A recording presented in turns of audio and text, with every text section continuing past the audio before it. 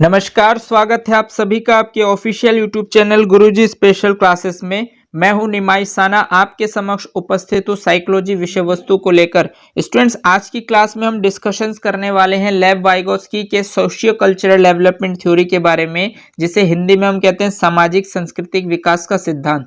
तो student, last classes में हमने जान लिया था कि जो सोशियो कल्चरल डेवलपमेंट थ्योरी जो लेव वाइगोत्स्की जी के द्वारा दिए गए हैं, उसमें उन्होंने किन किन शब्दों पर ज्यादा महत्व दिए हैं संज्ञानात्मक विकास के लिए, तो उन पर हम डिस्कशन कर चुके थे और उनकी बायोग्राफी को जान चुके थे कि वो किन किन चीजों को महत्व दे रहे थे और उन्होंने इस थ्योरी को डेवलप करने के पीछे किसको सबसे ज्यादा इंपॉर्टेंट माना है, अहम माना है। आज की क्लास में हम आगे डिस्कशन करेंगे और ये जानेंगे कि जो सामाजिक सांस्कृतिक विकास के सिद्धांत में उन्होंने जो डिटेल में बातें की है, जो इस थ्योरी के सबसे मेन पॉइंट है वो क्या है, उन पर आज हम आपसे डिस्कशन करने वाले हैं। तो देखिए, आज हम पढ़ने वाले हैं सोशियो कल्चरल डेवलपमेंट थ्योरी को डिटेल में, जिसे हिंदी में कहा जाता है सामाजिक सांस्कृतिक विकास का सिद्धांत। सबसे महत्वपूर्ण क्वेश्चन तो आपसे यहां से पूछा जाएगा कि सामाजिक सांस्कृतिक विकास का सिद्धांत किस मनोवैज्ञानिक के द्वारा दिया गया है, तो वो आप बताएंगे वाइगोत्स्की जी के द्वारा दिया गया, यानी लेव वाइगोत्स्की इसका राइट आंसर होगा।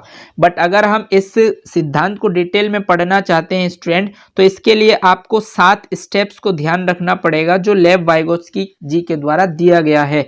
तो गिवन 7 स्टेप्स बाय वाइगोत्स्की, यानी वाइगोत्स्की ने सोशियो कल्चरल डेवलपमेंट थ्योरी के पीछे 7 स्टेप्स पर बात की है। तो जो 7 स्टेप्स है वो आप वन बाय वन देखिए। फर्स्ट उन्होंने कहा है MKO।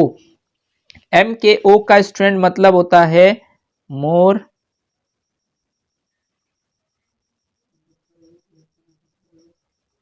नॉलेजेबल अदर्स, यानी कि इसका मतलब होता है स्टूडेंट्स मोर नॉलेजेबल अदर्स, यानी मोर नॉलेजेबल अदर्स का मतलब होता है कि बच्चे से अधिक जानने वाला व्यक्ति। तो लेव वाइगोत्स्की की जो सामाजिक सांस्कृतिक विकास के सिद्धांत है उसके 7 स्टेप्स में पहला स्टेप होता है आपका MKO, जिसका फुल फॉर्म होता है मोर नॉलेजेबल अदर्स। उसके बाद आता है आपका सेकंड स्टेज, जिसे हम बोलते हैं पोटेंशियल लेवल फर्स्ट, यानी पोटेंशियल लेवल फर्स्ट को स्टूडेंट्स हम कहते हैं परंपरागत स्तर प्रथम, यानी प्रथम परंपरागत स्तर हम इसको बोलते हैं सेकंड को, जिसे पोटेंशियल लेवल फर्स्ट कहा जाता है। उसके बाद थर्ड जो स्टेप होता है उसका, इसे हम कहते हैं पोटेंशियल लेवल सेकंड, यानी द्वितीय परंपरागत स्तर। और उसके बाद फोर्थ होता है आपका ZPD। ZPD को स्टूडेंट्स हम कहते हैं जोन ऑफ प्रॉक्सिमल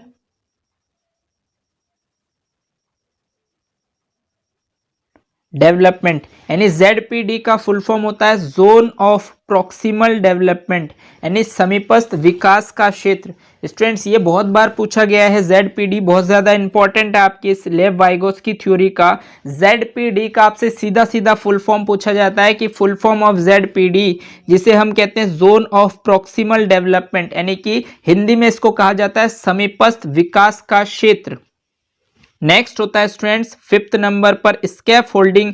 ये भी उतना ही ज्यादा इंपॉर्टेंट है, यानी कि अगर आप सोशियो कल्चरल डेवलपमेंट थ्योरी पढ़ रहे हैं तो आप इस ZPD और स्कैफ होल्डिंग को कम से कम देखकर जरूर जाए, इतना ज्यादा इंपॉर्टेंट है। तो ZPD का फुल फॉर्म आपसे सीधा सीधा पूछा जाएगा। ZPD का फुल फॉर्म होता है जोन ऑफ प्रॉक्सिमल डेवलपमेंट, यानी जिसे हिंदी में कहते हैं समीपस्थ विकास का क्षेत्र। और 5th पॉइंट पर, 5th स्टेप पर आता है आपका स्कैफ फोल्डिंग। स्कैफ फोल्डिंग का मतलब होता है स्टूडेंट जो आप हेल्प करते हैं दूसरों को, तो स्कैफ फोल्डिंग का मतलब होता है सहयोग करना या फिर सहयोग देना। तो 5th स्टेप आपका हो गया स्कैफ फोल्डिंग। इसके बाद चलिए आगे 6th स्टेप देखते हैं। 6th स्टेप आपके लिए है मोनालॉग्स। मोनालॉग्स जिसे हम बोलते हैं प्राइवेट स्पीच। इसका एक और नाम है स्टूडेंट्स, आपको पता होगा लास्ट क्लासेस में आपने देखा है कि जीन पियाजे कितने प्रकार की भाषण पर बात करते हैं, 3 प्रकार पर। First social speech, second private speech और थर्ड होता है इनर स्पीच।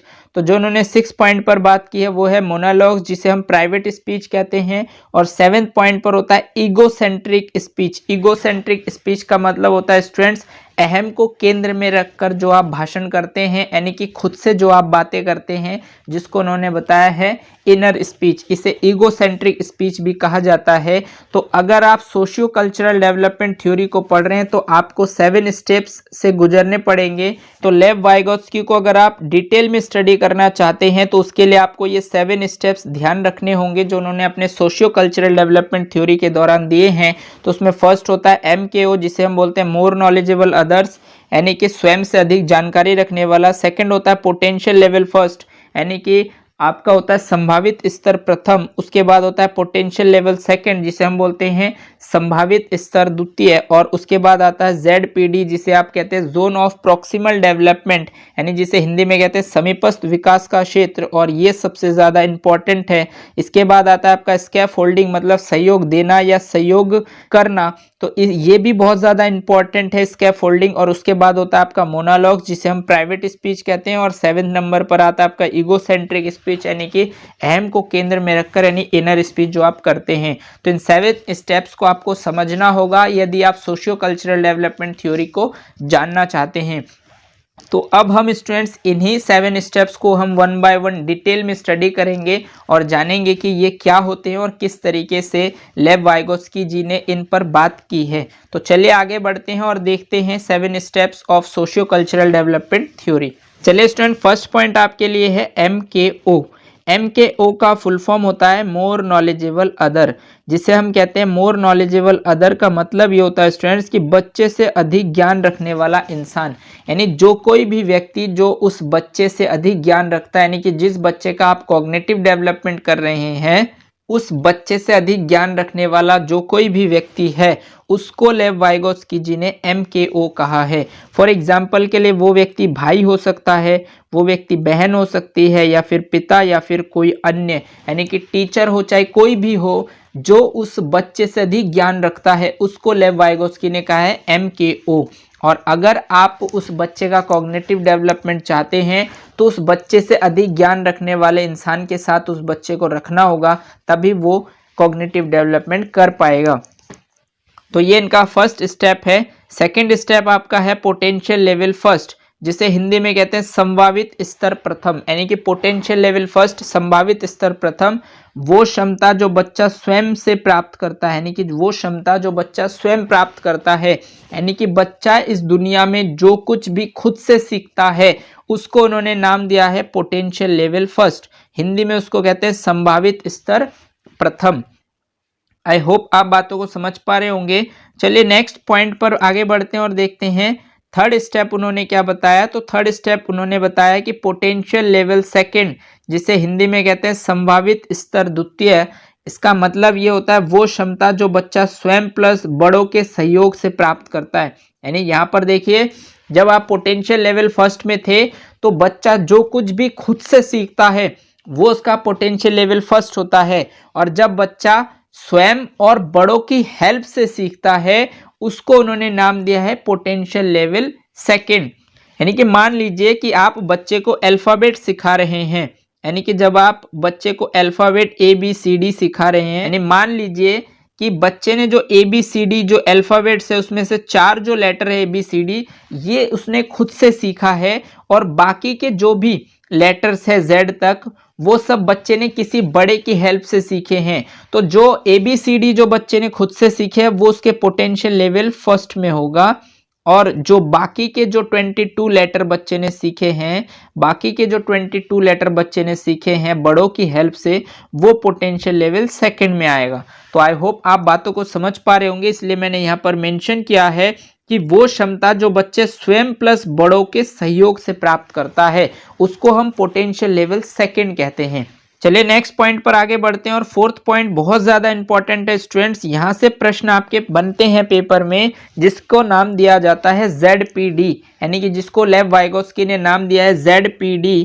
तो ZPD क्या होता है? सबसे पहले तो इसका फुल फॉर्म पूछा जाता है, और ये सबसे ज्यादा इंपॉर्टेंट है इस थ्योरी का आपके लिए है।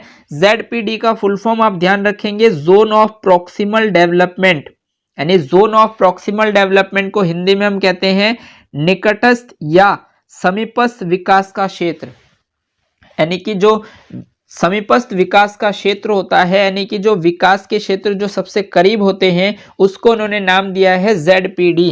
और इसमें नेक्स्ट पॉइंट उन्होंने बताया वो क्षमता जो बच्चा सिर्फ बड़ों के सहयोग से सीखता है, यानी कि इसको वो कहते हैं कि जो बच्चा सिर्फ बड़ों के सहयोग से सीखता है, मान लीजिए बड़ों में उसके भाई बहन, माता पिता या फिर टीचर, किसी भी व्यक्ति से जो बच्चा सिर्फ उस व्यक्ति से सीखता है उसको उन्होंने ZPD कहा है।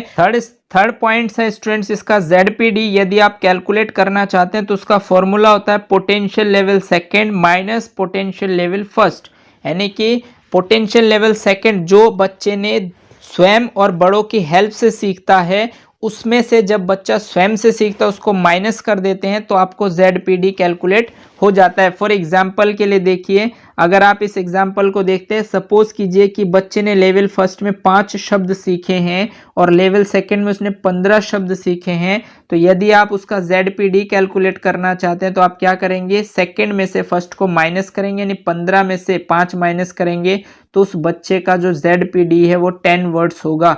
तो इस क्वेश्चन का राइट आंसर ZPD क्या हो जाएगा, 10 वर्ड्स। तो ये उन्होंने फॉर्मूला दिया है कि बच्चा जो स्वयं से सीखता है और जो स्वयं प्लस बड़ों के सहयोग से सीखता है, उनको जब आप डिफरेंशिएट करते हैं यानी अंतर कैलकुलेट करते हैं तो उसी को ही उन्होंने नाम दिया है ZPD, जिसका फुल फॉर्म बहुत बार पूछा गया आपसे। और जोन ऑफ प्रॉक्सिमल डेवलपमेंट, यानी कि जिसको हिंदी में हम कहते हैं समीपस्थ विकास का क्षेत्र या फिर इसे निकटस्थ विकास का क्षेत्र भी कहा जा सकता है।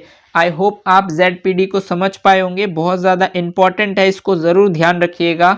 चलिए नेक्स्ट पॉइंट पर आगे बढ़ते हैं, यानी नेक्स्ट स्टेप आपका है 5th स्टेप, जिसको उन्होंने नाम दिया है स्कैफ फोल्डिंग। स्कैफ फोल्डिंग को स्टूडेंट्स देवनागरी लिपि में भी स्कैफ फोल्डिंग ही लिखते हैं, के सामने स्कैफ फोल्डिंग आ सकता है, स्कैफ फोल्डिंग हिंदी में भी इसी टाइप्स में लिखे हुए आ जाए। तो स्कैफ फोल्डिंग का मतलब क्या होता है, सहयोग देना या सहयोग करना। यानी कि स्टूडेंट्स मान लीजिए कि आप किसी बच्चे को हेल्प कर रहे हैं तो उसको लेव वाइगोस्की साहब ने स्कैफ फोल्डिंग नाम दिया है। यदि आप किसी बच्चे को हेल्प दे रहे हैं या आप हेल्प कर रहे हैं तो हेल्प जो शब्द है लेव वाइगोस्की के अकॉर्डिंग उसको उन्होंने नाम दिया स्कैफ फोल्डिंग। फॉर एग्जाम्पल के लिए देखिए, अब यहाँ पर ये बहुत ज़्यादा मोस्ट इंपॉर्टेंट है इस थ्योरी का। एक आपको मैंने बता दिया ZPD बहुत ज़्यादा इंपॉर्टेंट है और दूसरे नंबर पर सबसे ज्यादा इंपॉर्टेंट है स्कैफ फोल्डिंग। इनको आप जरूर ध्यान रखिए और एक समाज को जरूर ध्यान रखिए क्योंकि ये इनके मेन हिस्से हैं इनके सोशियो कल्चरल डेवलपमेंट थ्योरी के।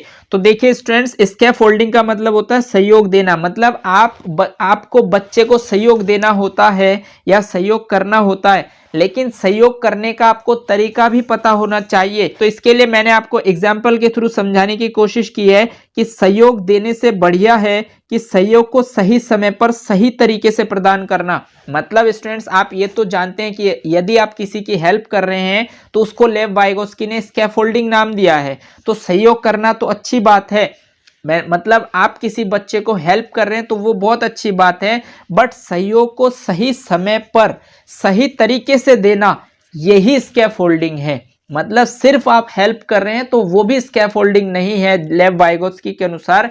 लेव वाइगोस्की मानते हैं कि आप बच्चे को हेल्प करिए, लेकिन उस बच्चे को जब जरूरत हो हेल्प की तभी आप हेल्प करिए। तो यदि आप हेल्प को कब करना है और किस तरीके से करना है ये आप समझ जाए तो आप स्कैफोल्डिंग जान जाएंगे।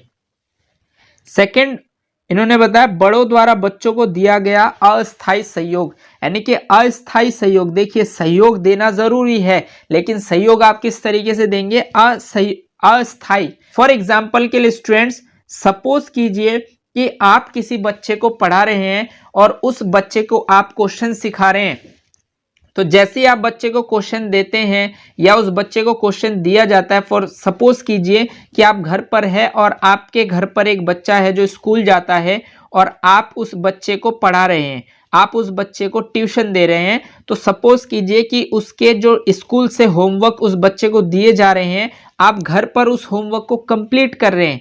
तो इसका मतलब क्या हुआ कि वो बच्चा क्या करेगा, आप जितना भी उसको वर्क दीजिए वो बच्चा घर पर आएगा और आपको कॉपी दे देगा और आप उसका होमवर्क कंप्लीट कर देंगे। तो इससे देखिए स्टूडेंट्स, आप कुछ नहीं कर रहे हैं, सिर्फ आप अपने बच्चे का जीवन बर्बाद कर रहे हैं, इसके अलावा आप कुछ नहीं कर रहे हैं। यदि आपको लग रहा है कि आपका बच्चा मार्क्स ज़्यादा गेन कर रहा है या 20 आउट ऑफ 20 स्कोर कर रहा है, तो वो सिर्फ आपकी मेंटेलिटी है, आपकी मनोदशा है, इसके अलावा कुछ नहीं है। उस बच्चे का डेवलपमेंट जीरो भी नहीं हो रहा है। इसका मतलब क्या है, आपको कैसे करना है? तो लेव वाइगोत्स्की कहते हैं कि मान लीजिए कि आपके बच्चे को कोई काम दिया जा रहा है, तो आपके बच्चे ने आपसे पूछा, तो आप उस बच्चे को समझाइए, उसकी हेल्प कीजिए, एक बार कीजिए, लेकिन दोबारा जब उसे फिर से काम दिया जाएगा तो आप उसे तब तक नहीं बताएंगे जब तक आपको नहीं लगता कि ये बच्चा आगे खुद से नहीं कर पाएगा। जब आपको लगेगा कि हाँ, इस बच्चे को बताना जरूरी है, अगर हम नहीं बताएंगे तो आगे नहीं कर पाएगा, तब आप उसको हेल्प दीजिए। उसके बाद फिर से छोड़ दीजिए, और वो बच्चा फिर से जब अपनी प्रॉब्लम्स में फंसेगा तो फिर आप देखेंगे, जब उससे नहीं होगा तभी आप देंगे। ऐसा नहीं है कि आप रोज उसका काम सॉल्व करके देंगे, तो उससे क्या होगा कि बच्चा अपना माइंड जो है वो नहीं दौड़ाएगा, यानी कि अपने माइंड को डेवलप करना नहीं चाहेगा, और वो रुक जाएगा और वो आपके ऊपर डिपेंड हो जाएगा। और वाइगोत्स्की जी कहते हैं कि आपको बच्चे को आपके ऊपर डिपेंड नहीं करना है, बच्चे को आप गाइड करेंगे, लेकिन वो इंडिपेंडेंटली, जब उसको जरूरत हुआ तब आप उसकी मदद करेंगे। जब आपको लगता है कि नहीं बच्चा आप कर लेगा, और कोशिश आप ये करेंगे कि बच्चा खुद से करे, हर समय उसको आप हेल्प ना करें। मतलब हेल्प आपको किस तरीके से करना है, अस्थायी रूप से, यानी कि अगर आप रोज रेगुलर उसे हेल्प करेंगे तो उसे लगेगा कि तो स्थायी रूप से सहायता हो जाएगा, और वो कहीं ना कहीं स्कैफोल्डिंग नहीं कहलाएगा। तो इसीलिए लेव वाइगोत्स्की जी कहते हैं कि आप बच्चे को सहयोग कीजिए, लेकिन कैसा सहयोग? अस्थायी सहयोग। मतलब आप बच्चे को अपने ऊपर निर्भर ना करें, बच्चे को खुद से करने दीजिए, अगर वो नहीं कर पाता तब आप उसकी मदद कीजिए। तो इस तरीके के जो सहयोग होते हैं, जब उसको जरूरत हो तभी आप मदद करें। इसीलिए कहा गया है कि सहयोग को सही समय पर सही तरीके से प्रदान करना ये ज्यादा जरूरी है, और अगर आप ये जान जाएंगे तो आप उसके स्कैफोल्डिंग को भी समझ पाएंगे। आई होप आप मेरे इन दोनों एग्जाम्पल से समझ पाए होंगे कि लेव वाइगोत्स्की के अनुसार स्कैफोल्डिंग होते क्या हैं। चलिए नेक्स्ट पॉइंट पर आगे बढ़ते हैं। स्कैफोल्डिंग में किसी आदर्श शिक्षक के गुण स्कैफोल्ड जैसे होते हैं, यानी कि जो आदर्श शिक्षक, मतलब यदि आप एक आइडियल टीचर है तो आपकी जो क्वालिटी है वो कैसी होगी, आपके जो गुण है वो कैसे होंगे? स्कैफोल्ड जैसे।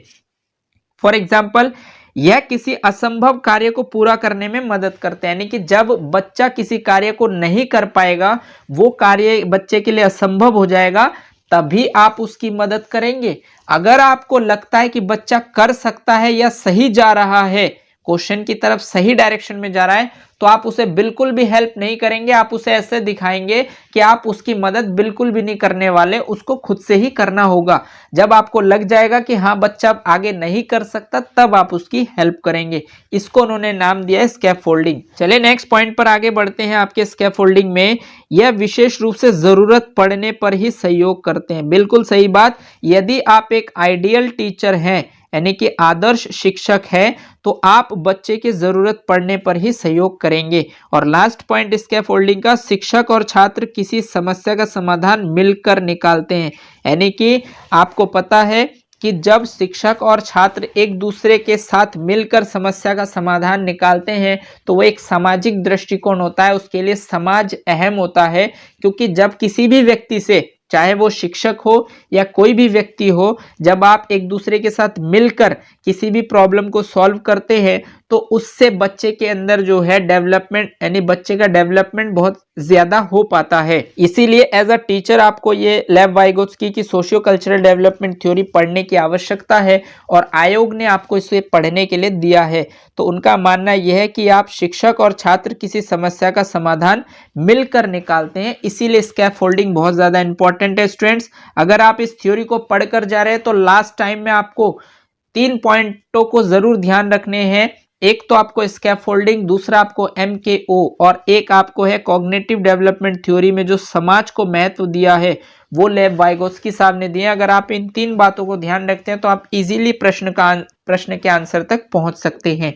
चलिए नेक्स्ट पॉइंट पर आगे बढ़ते हैं और देखते हैं नेक्स्ट पॉइंट आपके लिए क्या है। तो 6th स्टेप था आपके लिए मोनोलॉग, जिसे उन्होंने नाम दिया है प्राइवेट स्पीच का भी। मोनोलॉग या प्राइवेट स्पीच का मतलब होता है स्वयं से या खुद से बातें करना, लेकिन ये प्राइवेट स्पीच कैसे करते हैं? जब आप खुद से बातें करते हैं और जोर जोर से बातें करते हैं, खुद से ही बातें कर रहे हैं, जोर से बातें कर रहे हैं, तो उसको उन्होंने नाम दिया है मोनोलॉग या फिर प्राइवेट स्पीच। और जो आपका 7th स्टेप है, यानी कि जिसको उन्होंने नाम दिया ईगो सेंट्रिक स्पीच, जिसे इनर स्पीच भी कहा जाता है, यानी अहम केंद्रित भाषा, यानी कि स्वयं को केंद्र में रखकर मन ही मन आप जब भाषा का उपयोग करते हैं, लैंग्वेज का यूज करते हैं, आप भाषण करते हैं, तो उसको उन्होंने नाम दिया है ईगो सेंट्रिक स्पीच।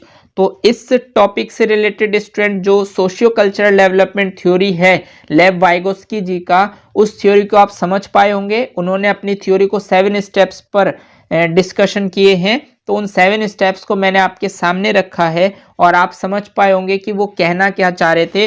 तो इस थ्योरी में सबसे इंपॉर्टेंट एक आपका है ZPD, जो सबसे ज्यादा इंपॉर्टेंट है, क्योंकि जब आप ZPD को जानना चाहेंगे तो उसके लिए आपको पोटेंशियल लेवल फर्स्ट और पोटेंशियल लेवल सेकंड जानना होगा। और उसके बाद था आपका स्कैफ फोल्डिंग।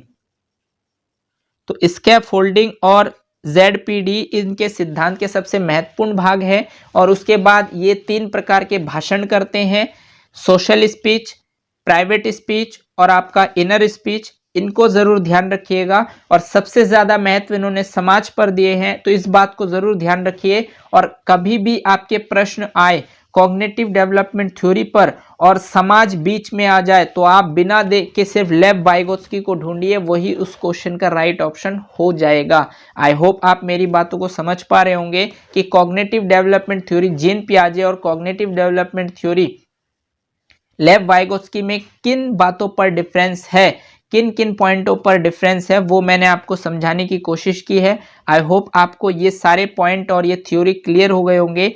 आज के लिए बस इतना ही। अगर आपको ये क्लास अच्छी लगी हो तो इसे लाइक कीजिए और अपने दोस्तों के साथ शेयर कर दीजिए। और अगर आपने चैनल को सब्सक्राइब नहीं किया है तो चैनल को सब्सक्राइब कर लीजिए, बेल आइकन को भी प्रेस कर दीजिए, ताकि इसी तरीके के बेनिफिशियल वीडियो जब भी मैं आपके लिए बनाऊं तो आपको टाइम टू टाइम नोटिफिकेशन मिलते रहें।